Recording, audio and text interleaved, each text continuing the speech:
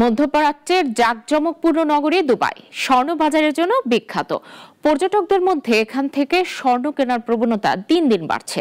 দুবাইয়ে প্রতিদিন মিলিয়ন থেকে বিলিয়ন ডলার পর্যন্ত লেনদেন হয় এই বাজারে। একসময় বাংলাদেশিরা এই বাজারের ছোটখাটো ক্রেতা হলেও এখন প্রভাবশালী বিক্রেতায় পরিণত হয়েছেন। জাহিদুল ইসলামের রিপোর্ট, জানাচ্ছেন শাশ্বতী সরকার। দুবাইয়ে এখন চড়া স্বর্ণের বাজার। নতুন ব্যাগেজ রুলের কারণে বাংলাদেশি ক্রেতা নেই বললেই চলে।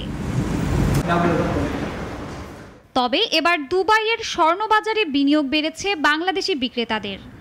ঝুঁকিপূর্ণ হলেও বাংলাদেশি ব্যবসায়ীদের এই কঠিন চ্যালেঞ্জকে ইতিবাচক হিসেবে দেখছেন অনেকে।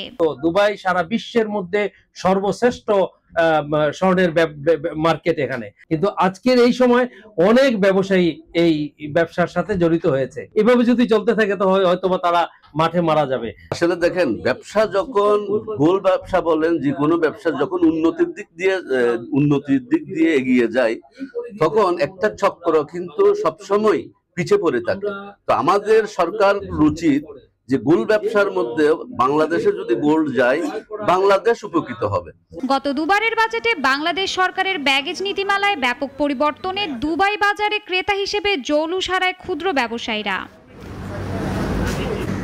এই কঠিন চ্যালেঞ্জের মুখেও বাংলাদেশিদের বিনিয়োগ নিয়ে আশাবাদী প্রবাসী বাংলাদেশিরা। নতুন প্রতিষ্ঠান খুলে মধ্যপ্রাচ্য ও ইউরোপ আমেরিকার ক্রেতাদের নিয়ে এগিয়ে যাওয়ার চেষ্টা করছেন তারা।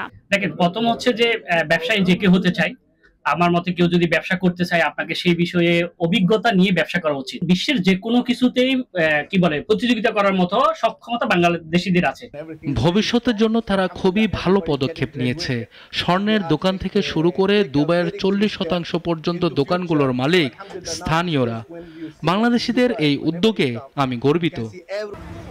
ব্যাগেজ নীতিমালার কড়াকড়ি উঠিয়ে নিলে অনেক ব্যবসায়ী আবার ঘুরে দাঁড়াতে পারবে বলে মনে করেন সংশ্লিষ্টরা। শাশ্বতী সরকার, নাগরিক।